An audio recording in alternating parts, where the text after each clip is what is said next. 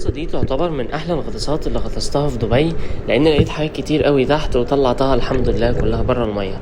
ده هو شاطئ جميرة أو شاطئ الGBR، والفيو بتاعه بيبقى حلو جدا.